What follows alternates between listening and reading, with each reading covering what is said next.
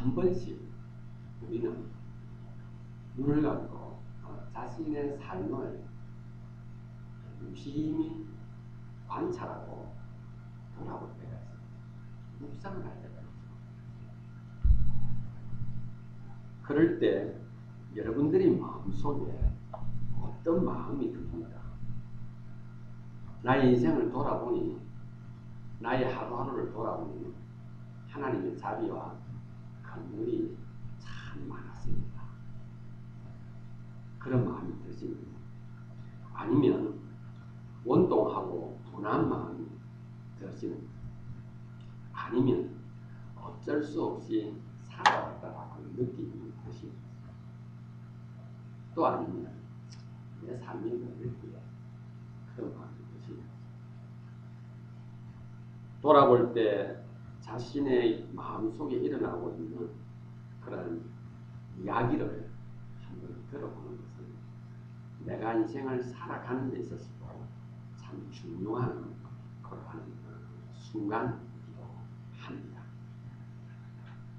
오늘 이 본문은요, 살아온 인생을 돌아보면서 하나님의 말씀이 너무 사랑스럽다.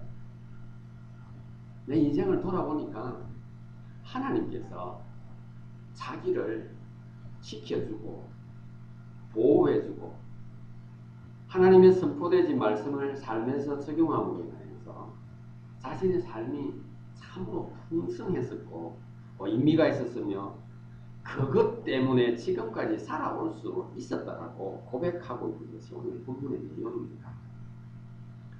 우리의 모습과는 사뭇 다른 표현들이 오늘 이 본문에 참 많이 기록이 되어져 있습니다.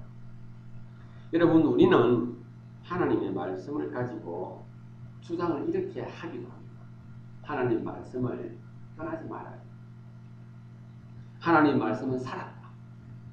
능력이 있다. 그래서 좌우의 날선 검으로 인해서 우리의 혼과 영과 관절과 골수를 찔러 쪼개기까지 한다라고 하는 고백들을 우리가 합니다.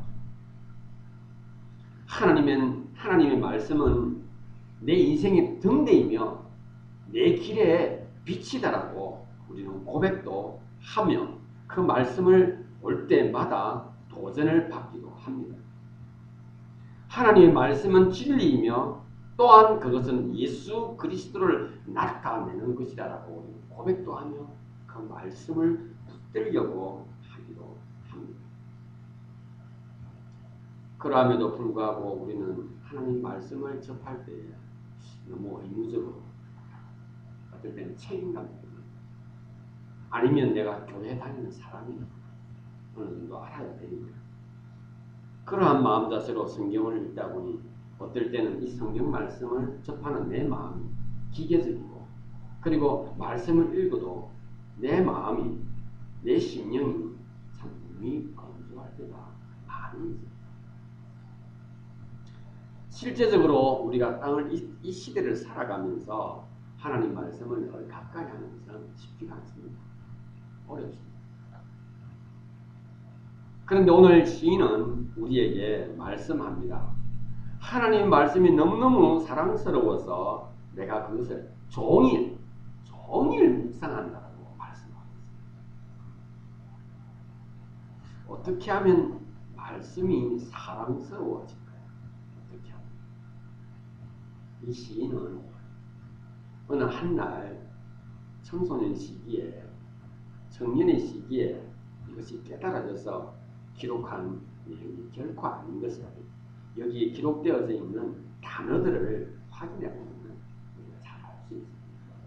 지긋한 나이가 된 것 같습니다. 그리고 제법 인생을 이렇게 오래 사시고 많은 경험을 하신 분이 기록한 내용인 것 같습니다. 시편 119편은 누가 기록하였는지를 잘 모릅니다. 작자 미상으로 되어 있습니다. 그러나 많은 분들은 내용상 분위기상 다윗이 아니겠는가 생각을 합니다. 우리가 하나님 말씀을 접하고 하나님 말씀을 보고 하나님 말씀을 들을 때마다 우리 마음속에 하나님 만나고 싶고 하나님과 대화하고 싶고 하나님 인도하심을 받고 싶다는 그런 소망들을 갖게 됩니다. 그러함에도 불구하고 우리는 의외로 이 말씀을 보기보다는 머리로 생각을 할 때가 많이 있고, 말씀을 통해서 뭔가 발견해내기보다는 내 머리를 통해서 어떤 방법을 찾아갈 때가 많이 있습니다. 그런데 오늘 본문에서는 하나님께서 이 사람을 통해서 말씀하기를, 자기는 인생에 있어서 하나님의 말씀만큼 분명하고 선명하게 자기를 인도해 주었고, 자기를 지켜 주었고, 자기를 보호해 주었고, 자기를 평안하게 해준 것이 없다라고 자신 있게 고백을 하고 있습니다. 그게 바로 97절에 나와 있는 첫 절입니다. 내가 주의 법을 어찌 그리 사랑하는지요 라고 하는 거기에 그의 모든 표현이 다 담겨져 있습니다. 그렇다면 오늘 이 본문을 통해서 어째서 그는 이 말씀을 사랑하는지 그 이유를 찾아보면서 우리도 거기에 도전받아서 하나님 말씀을 사모하고 사랑하는 가운데 사랑했을 때 삶을 통해서 무엇이 표현되어지고 무엇이 드러나고 있는지를 두 가지 정도로 해서 말씀을 나누어 보기를 원합니다. 이 시인의 삶을 보게 되면은 원수도 경험했고요. 그리고 좋은 선생도 만난 것 같아요. 그리고 나이 지긋하신 어른들의 조언도 참 많이 들은 것 같습니다. 무엇보다도 이 사람은 102절을 통해서 기록되어지기를 103절을 통해서 기록되어지기를 인생에 있어서의 맛이 무엇인가 하는 것을 이분은 잘 알고 있는 것 같습니다. 특별히 이 사람은 이분은 인생을 살아가면서 악이 무엇이며 거짓이 왜 나쁜 것인가 하는 것을 아주 깊이 경험하고 체험한 것 같습니다. 그러면서 이 내용 전체를 보게 되면은 어떤 부분에 있어서는 인생을 살아감에 있어서 어른들을 통하여서 들었던 이야기들, 또 그분들이 했던 말들에 대해서 귀를 기울였을 뿐만 아니라 더더욱이 더 나아가서 결국은 이 세상의 지혜로서는 우리에게 진정한 의미의 삶을 제공해 주지 못한다고 하는 사실을 그가 하나님 말씀 앞에서 철저하게 누리고 깨달았던 것입니다. 그래서 그는 오늘 이 말씀을 통하여서 내가 그 무엇보다도 하나님 말씀을 사모하고 이 말씀을 종일 묵상하면서 그 말씀대로 살아가기를 소망하고 있는지 그 이유를 한번 찾아보도록 하겠습니다. 먼저 그가 하나님 말씀을 사랑하게 된 이유는 98절에 있습니다. 주의 계명이 항상 나와 함께하므로 그것이 나로 원수보다 지혜롭게 하나이다. 이 적이죠, 적. 원수이기도 하고 나를 힘들게 하는 어떤 그런 존재이기도 하고 다윗의 입장에서 보게 됩니다. 아니면 옛날에 어떤 국가를 지도하거나 군사적인 위치에서 리더적인 입장에 있었을 때 대면해야 할 적군들을 표현하기도 하겠지. 아무튼 우리가 땅을 살아가면서 나에게 피해를 주고 나에게 힘든 것을 제공할 그때에 우리는 의외로 담담하기보다는 감정의 동요가 일어나게 되는 것입니다.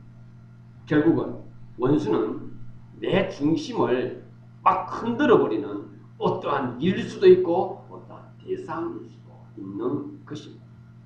그리고 원수들의 전략을 보게 되면 상당히 지혜롭고, 그리고 이 세상 사람들이 가질 수 없는 그런 아주 깊은 내용들을 가지고 대면하고 상대를 공경에 처하게 하고 빠뜨리게 하는 그러한 놀라운 것들을 가지고 있는 것이 여기서 표현되어지고 있는 원수라고 하는 단어로 우리에게 전해주고 있습니다. 그러기에 사람들은 원수 앞에서 침착하기가 대단히 어렵습니다. 사람일 수도 있겠지만 어떤 부분에서 내 중심을 흔들어버리는 어떠한 사건도 될 수가 있다는 사실입니다. 원수들은 그들의 전략과 그들의 술수로 자신의 힘과 권력을 유지해 나가고 있는 것입니다. 말씀에서 주는 지혜는 교묘하고 인간적인 것을 말하고 있지 않습니다. 오늘 이 본문을 통해서 내가 주의 계명으로 항상 함께함으로 그것이 나로 원수보다 지혜롭게 하는 것이다라고 말하고 있습니다. 원수들이 하는 일은 조금만 지나면 눈으로 확인되어질 뿐만 아니라 어떤 경우에는 모든 사람들이 보는 앞에서 명확하게 표현되어집니다. 그러나 하나님의 말씀을 통한 지혜는 금방 눈앞에 드러나는 것이 아닙니다. 그것은 잠시 시간이 흘러야만 되고 또 어떤 부분에 있어서는 그것을 기다려야 하는, 인내해야 하는 그러한 시간들이 필요할 때가 있는 것입니다. 오늘 이 본문을 기록한 저자는 인생을 살아오면서 수많은 원수들과 대적 앞에서 그들의 전략과 그들의 술수 앞에서 넘어지기도 했을 것입니다. 그런데 그가 고백하고 있습니다. 내가 하나님의 말씀을 의지했을 때 비로소 원수들이 그 하나님의 말씀 앞에 무릎을 꿇고 하나님의 말씀이 결국은 승리케 한다는 사실을 그가 확인하고 경험했다라는 사실입니다. 오늘 우리도 이 땅을 살아갈 때 우리의 중심을 흔들리게 하는 사건들과 사람들과 말과 내용들이 참 많이 있습니다. 우리가 그럴 때마다 하나님께 기도하지 않습니까? 하나님, 이 문제를 속히 제거해달라고 기도합니다. 어떨 때는 하나님, 저 사람을 주님께서 변화시켜달라고 기도하기도 합니다.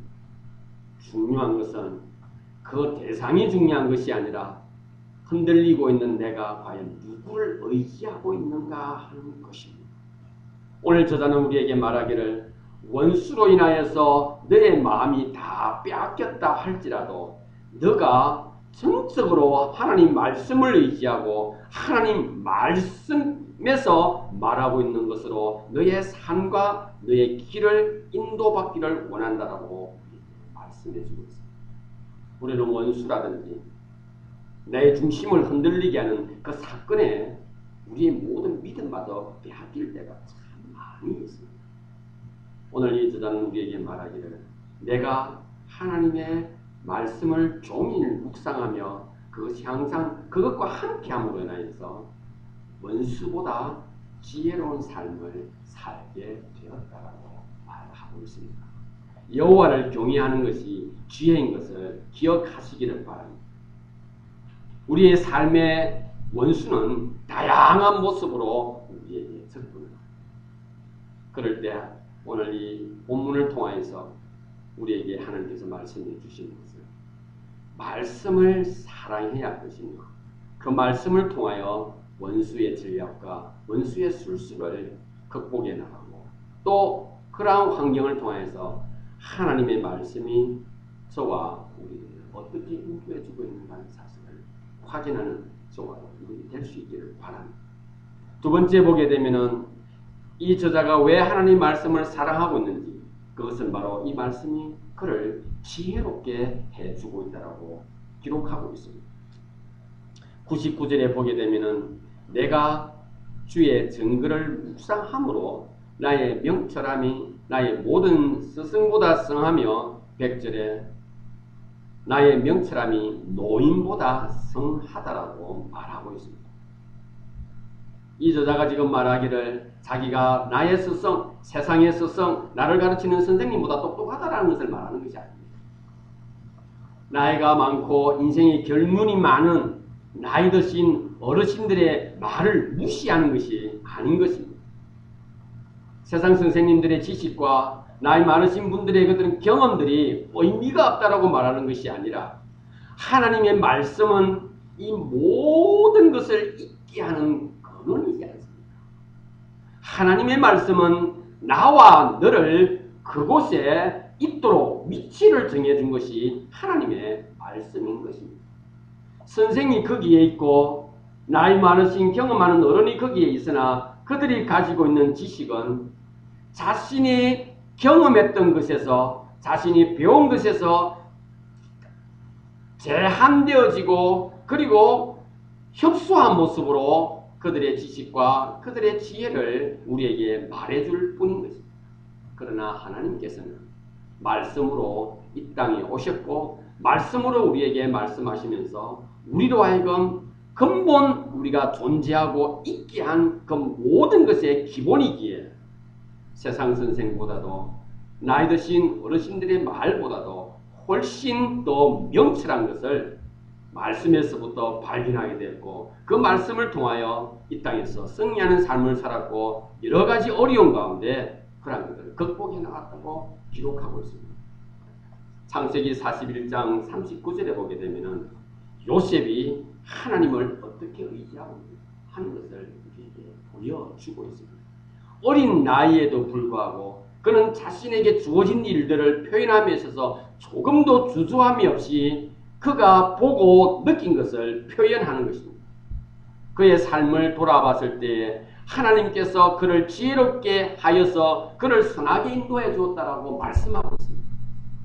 즉 요셉의 삶은 하나님께서 그를 선하게 인도하여 주심으로 인해서 그는 하나님의 인도하심 속에서 여러 가지 역경들을 극복해 나가고 하나님께 쓰임받았던 것을 기억합니다.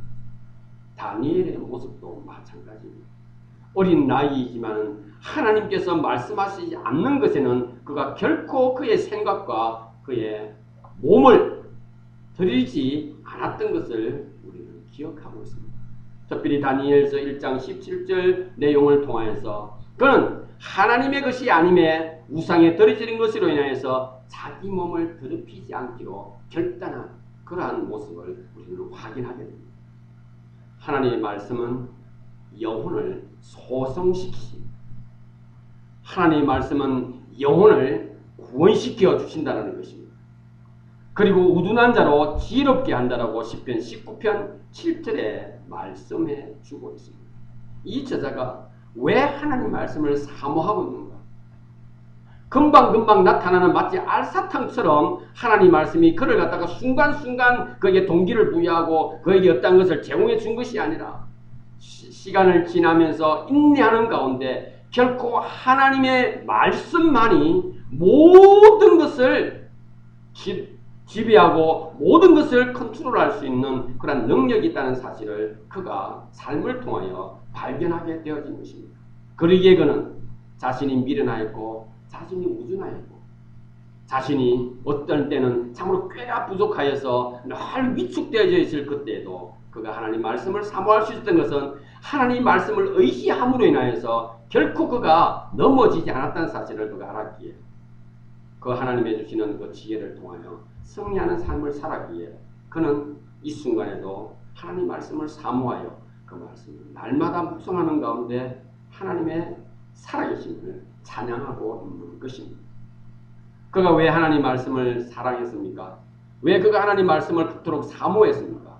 그것은 바로 그에게 있어서 인생의 가장 달콤함이 하나님 말씀이었다는 것을 그가 알았기 때문입니다. 하나님 말씀으로 인도받고 하나님 말씀으로 인해서 하나님의 은혜를 체험하지 않은 사람은 결코 시편 103편에 기록되어져 있는 주의 말씀의 맛이 내게 어찌 그리 단지오라고 하는 고백을 할 수가 없었을 것입니다. 꿀은 그 영양가와 그리고 그 어떤 효능에 있어서 이 상에서 만들어져 있는 천년 어떤 그런 제품 가운데서는 최고의 것이 아닌가 생각을 해봅니다. 그런데 오늘 이 시편 저자는 우리에게 말하기를 하나님의 말씀의 맛이 나에게는 꿀보다도 더하다라고 기록하고 있습니다. 시편 19편 10절에 보게 되면은 하나님의 말씀은 정금보다 귀하고 송이 꿀보다 달다라고 말씀하고 있습니다. 우리가 처음 사랑을 할 때 아니면 첫사랑을 하거나 아니면 짝사랑을 할 때도 마찬가지겠죠. 사랑의 그 맛은 우리가 경험해 보지 못한 사람은 결코 알 수 없는 맛이 바로 그러한 사랑의 자릿한 맛이 아니었던 거예요.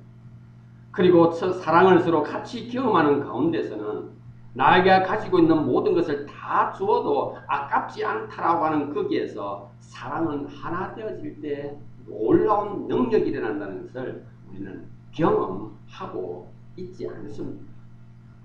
이 저자는 인생을 살아가면서 하나님의 말씀과 더불어서 그가 체험한 것들이 너무나도 깊고 오묘하며 그것은 세상 그 어떤 것으로도 비교할 수 없는 송이꿀보다도 달고 가장 우리의 삶에 있어서 우리를 가장 온전하게 인도해 줄 수 있는 그러한 깃발과 같은 것이라고 그는 고백하고 있기에 그는 하나님의 말씀을 사랑하는 이유를 이 세상에 어떤 꿀보다도 달달하고 기록하고 있는 것입니다. 사랑하는 지체 여러분, 우리가 이 땅을 살아가면서 힘들고 어려운 일이 닥쳐왔을 때, 문제가 닥쳐왔을 때 우리 마음에 심령이 얼마나 쓴맛을 많이 느낍니까? 어떤 경우에는 그 어떤 일어났던 일들을 생각할 때마다 내 가슴에 마치 뭔가 하나 큰 바위가 내 심장을 눌리고 있는 것처럼 그것을 떠올릴 때마다 그런 아픔에 젖을 때가 얼마나 많이 있습니까?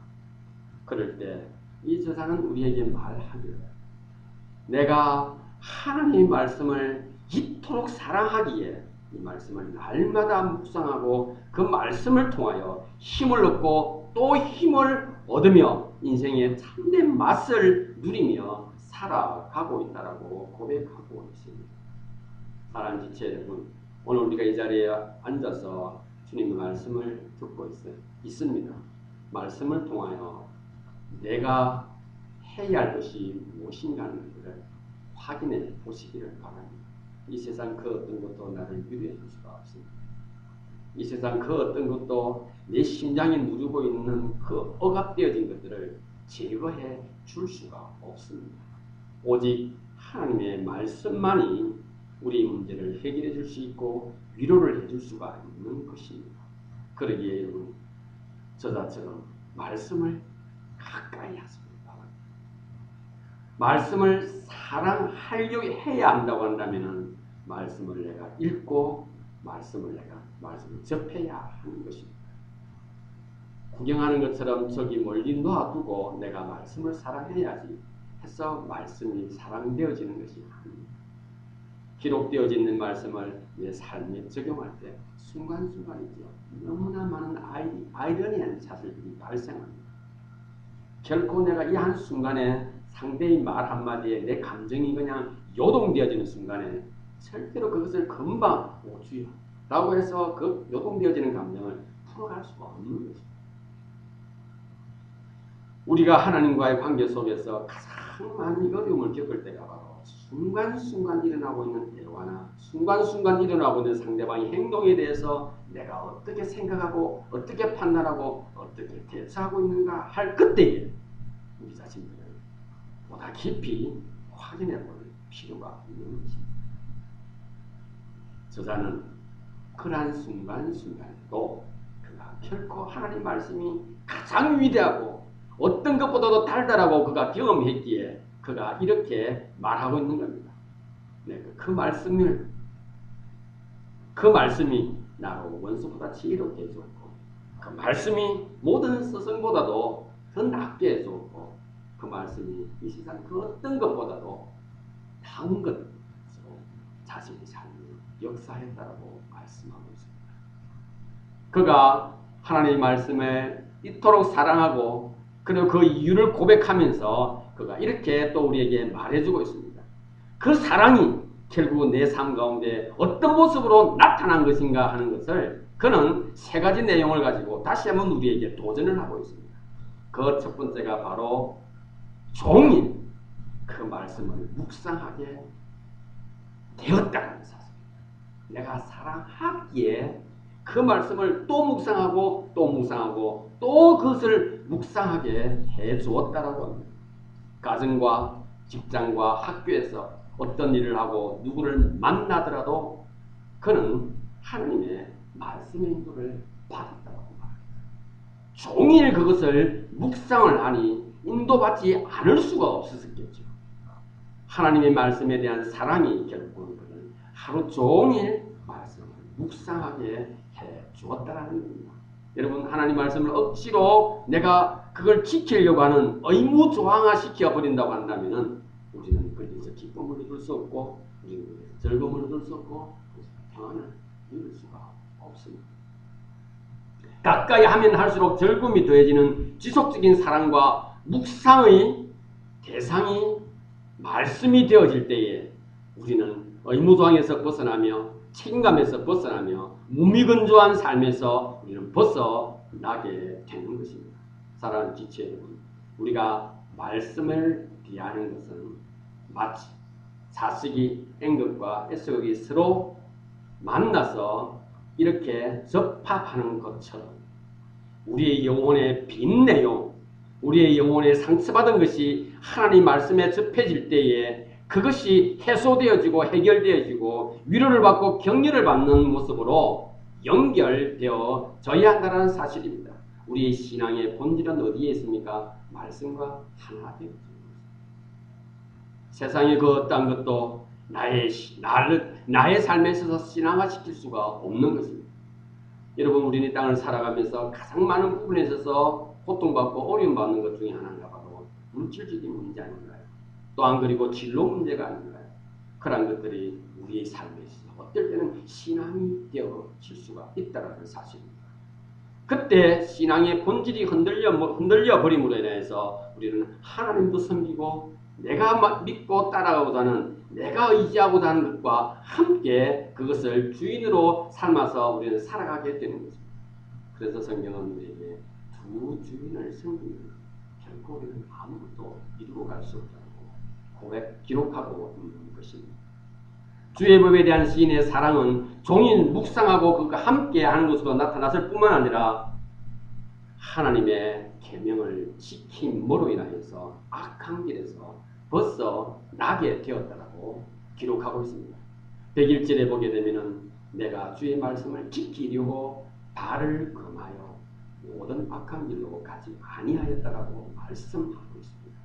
여기서 발을 금한다고 하는 것은 자신이 스스로 그것을 제어하려고 했다라는 것입니다. 왜 그렇습니까?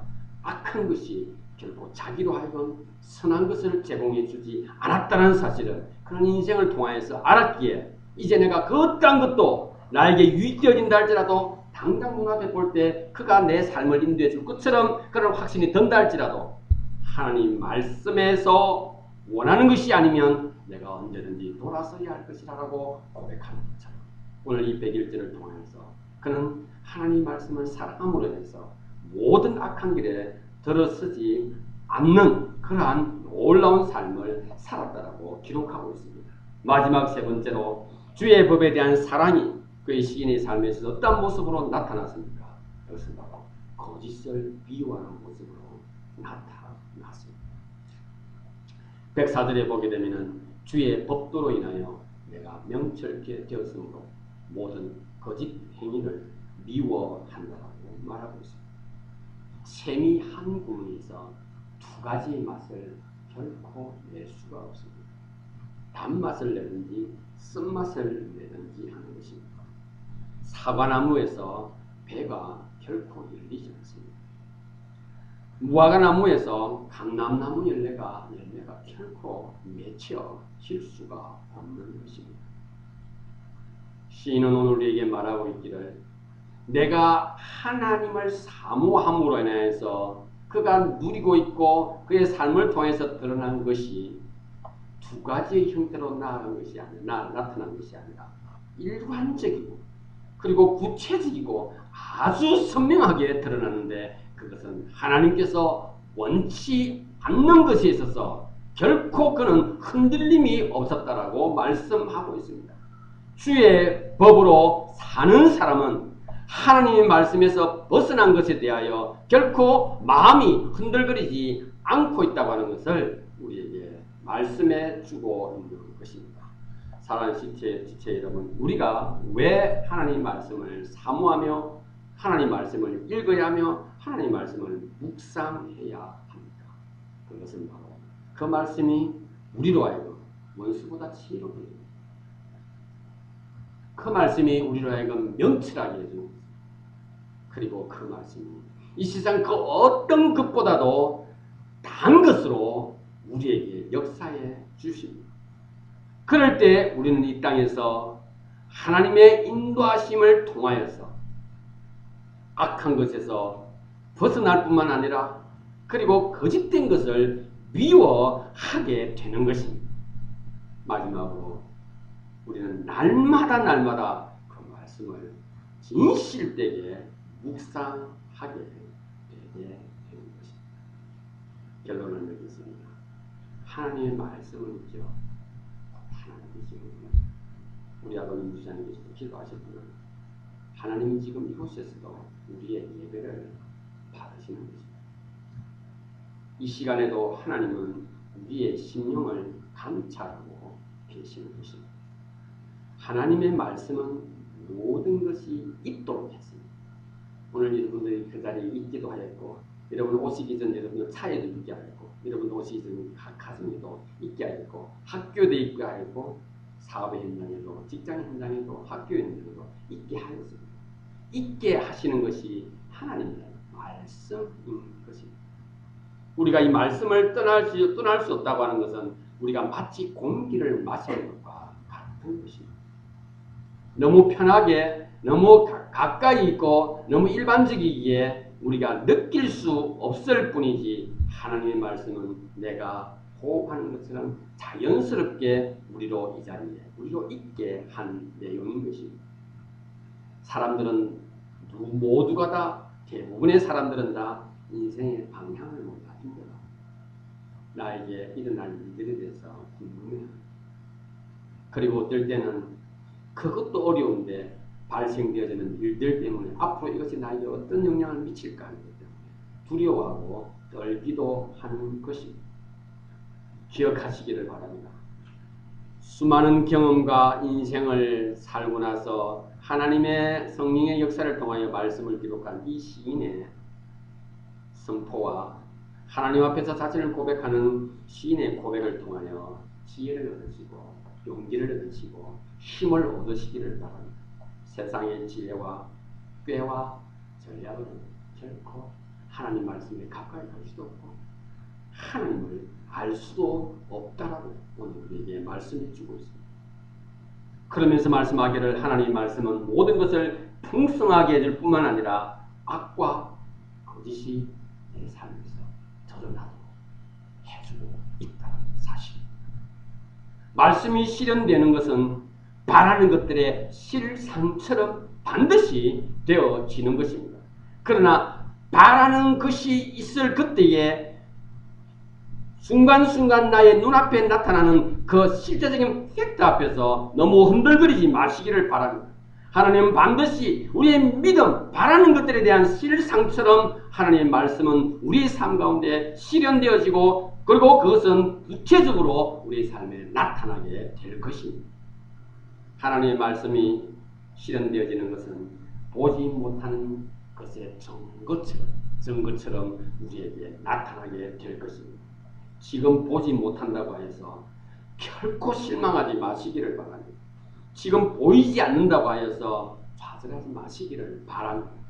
우리는 보아야 한다는 것 때문에 불안해하고 나타나야 할 것이 나타나지 않기 때문에 염려하고 있다는 사실입니다. 믿음은 바라는 것들의 실상인 것임에 기록되어져 있는 말씀에 따라서 바라는 것들의 실상처럼 나타나며 보지 못하는 것들의 증거로 드러날 것을 기대하면서 하나님 말씀 앞에서 결코 흔들리지 않는 저와 여러분의 삶이 될 수 있기를 바랍니다.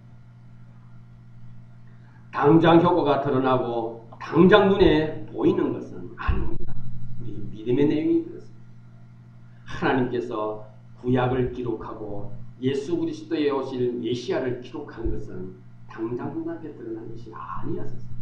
그러나 하나님께서는 그 하나님의 예언이 우리의 삶에서 드러나며 하나님은 우리를 지극히 불쌍히 여기셔서 적은 모습으로 적은 역사 가운데 군데군데 우리에게 말씀을 뿌려놓으시고 그것을 통하여 확신을 가지고 그것을 통하여 하나님을 기대하라고 우리에게 도전합니다. 여러분의 삶에 내가 바라는 구체적인 것이 나타나지 않았으나 여러분들 여전히 조그만 일들을 통하여 하나님께서 나에게 얘야 내가 너와 함께하고 있다는 것을 보여주셨을 것입니다. 얘야, 내가 여전히 여기 있다라고 보여주셨을 것입니다. 그리고는 이렇게 말씀하시겠죠. 네가 힘들고 어려울 때 너 혼자 있었던 것이 아니라 내가 그를 업고 갔다라고 말씀하고 계시는 것을 여러분들 들으셔야 할 것입니다. 마지막 예화를 하나 하고 마치도록 하겠습니다. 미국 16대 대통령 아브라함 링컨이 인디아나주에서 아주 가난한 농촌 지역에서 태어났습니다. 그의 어머니 샌디는 그의 어머니 낸시는 그가 어릴 때부터 그에게 교육을 시켜야 되는데 마땅한 교리가 없었습니다. 그래서 그는 날마다 읽던 성경을 에이브라함 링컨에게 읽어주고 에이브라함 링컨으로 하여금 그것을 또 읽게 하였습니다. 그렇게 화목하게 살던 가족이 어느 날 에이브라함 링컨이 11살 나이 때에 어머니 낸시를 이제 여의게 됩니다. 그때 어머님이 마지막 숨을 거두면서 에이브라함 링컨에게 유언처럼 남긴 말이 이렇습니다. 아브라함아, 내가 너한테 좋은 교육을 지켜주지 못한 게 미안하다. 그리고 내가 너에게 좋은 환경 속에서 살아가지 못하도록 한 건 미안하다.